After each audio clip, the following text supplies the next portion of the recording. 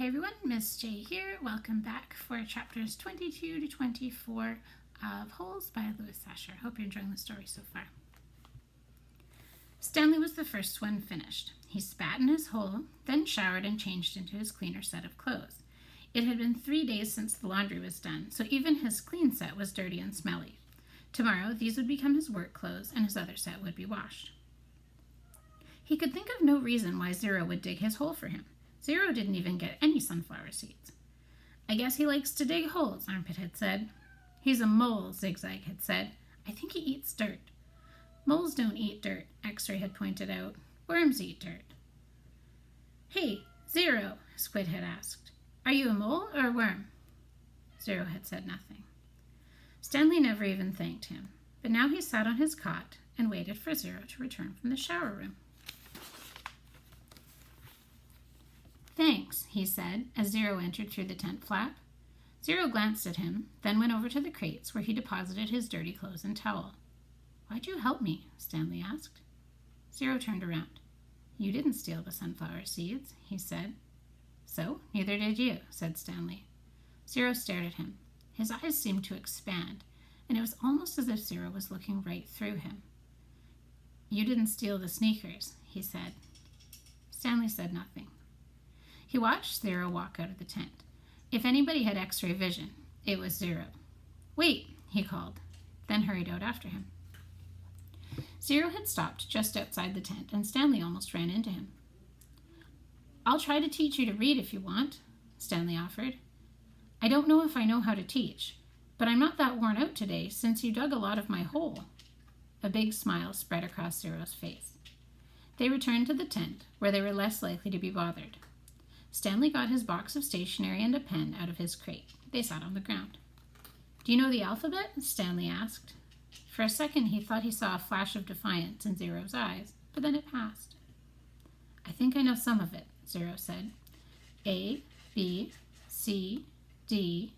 Keep going, said Stanley. Zero's eyes looked upward. E, F, said Stanley. G, said Zero. He blew some air out the side of his mouth. H, I, K, P, H, I, J, K, L, Stanley said. That's right, said Zero. I've heard it before. I just don't have it memorized exactly. That's all right, said Stanley. Here, I'll say the whole thing just to kind of refresh your memory, and then you can try it. He recited the alphabet for Zero. Then Zero repeated it without a single mistake. Not bad for a kid who had never seen Sesame Street. Well, I've heard it before. Somewhere, Zero said, trying to act like it was nothing, but his big smile gave him away. The next step was harder. Stanley had to figure out how to teach him to recognize each letter. He gave Zero a piece of paper and took a piece for himself. I guess we'll start with A. He printed a capital A, and then Zero copied it on his sheet of paper. The paper wasn't lined, which made it more difficult, but Zero's A wasn't bad, just a little big. Stanley told him he needed to write smaller, or else they'd run out of paper real quick. Zero printed it smaller.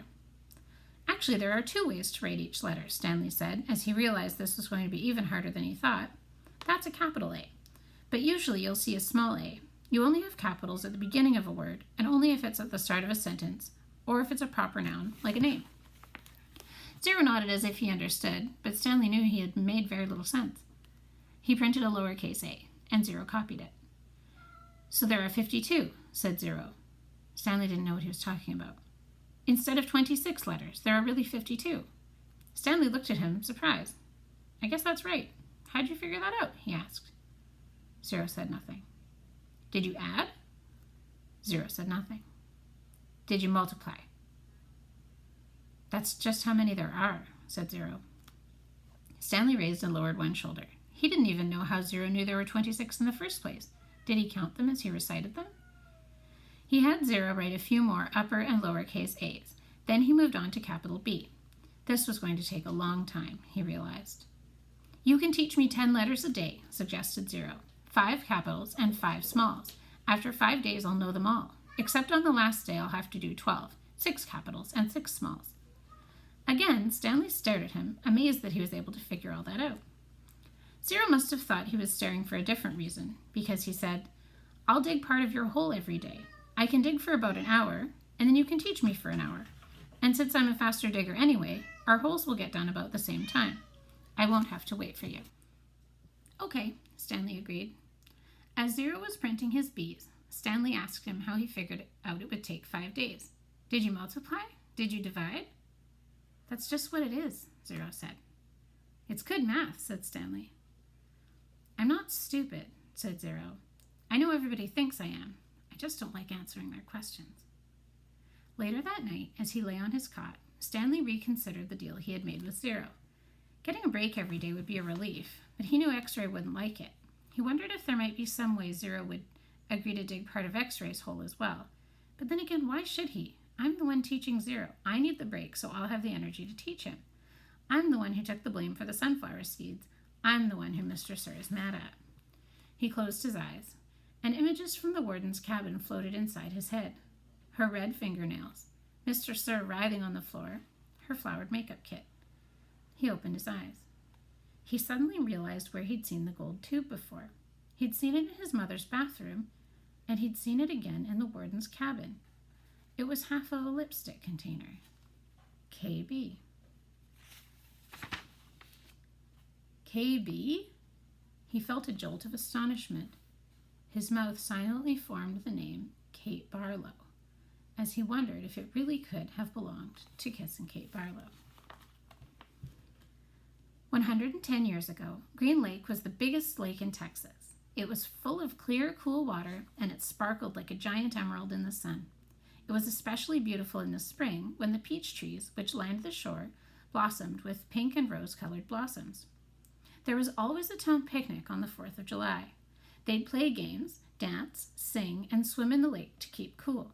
Prizes were awarded for the best peach pie and peach jam. A special prize was given every year to Miss Catherine Barlow for her fabulous spiced peaches. No one else even tried to make spiced peaches because they knew none could be as delicious as hers. Every summer, Miss Catherine would pick bushels of peaches and preserve them in jars with cinnamon, cloves, nutmeg, and other spices which she kept secret. The jarred peaches would last all winter. They probably would have lasted a lot longer than that, but they were always eaten by the end of winter. It was said that Green Lake was heaven on earth and that Miss Catherine's spiced peaches were food for the angels. Catherine Barlow was the town's only school teacher. She taught in an old one-room schoolhouse. It was old even then. The roof leaked. The windows wouldn't open. The door hung crooked on its bent hinges. She was a wonderful teacher, full of knowledge and full of life. The children loved her. She taught classes in the evening for adults, and many of the adults loved her as well. She was very pretty. Her classes were often full of young men who were a lot more interested in the teacher than they were in getting an education.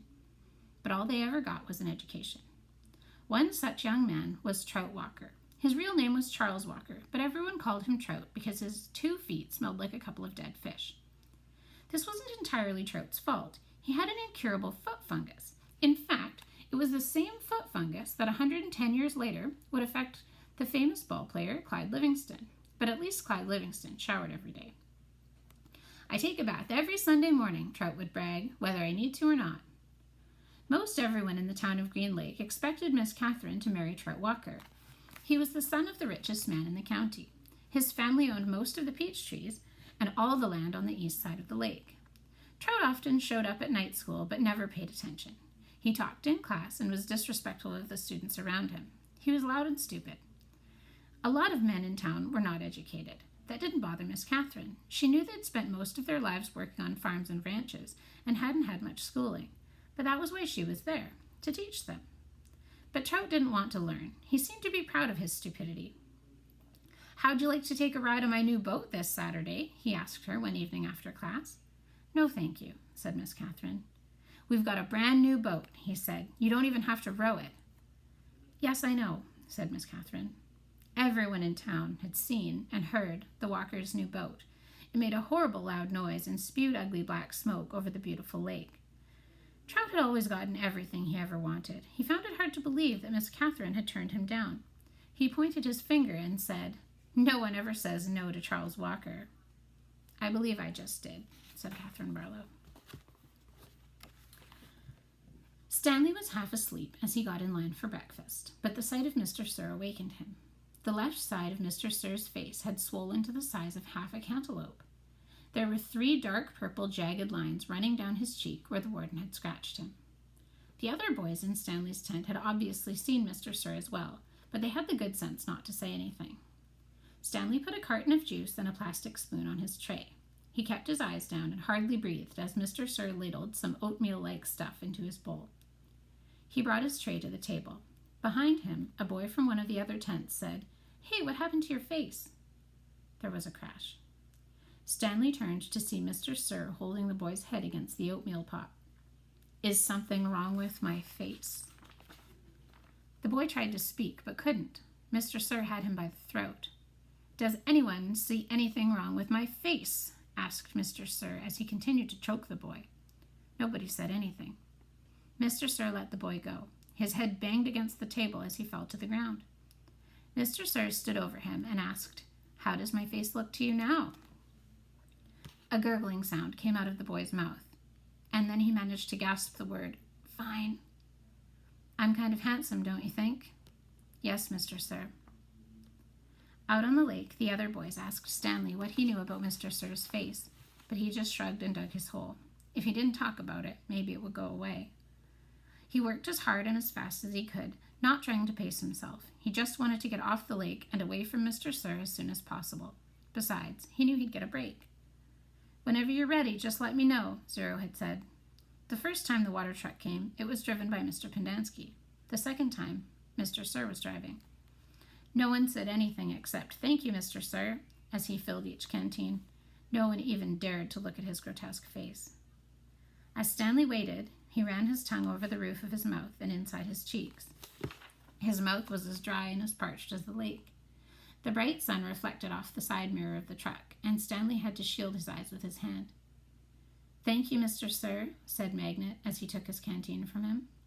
"You thirsty, caveman?" Mr. Sir asked. "Yes, Mr. Sir," Stanley said, handing his canteen to him. Mr. Sir opened the nozzle, and the water flowed out of the tank, but it did not go into Stanley's canteen. Instead, he held the canteen right next to the stream of water.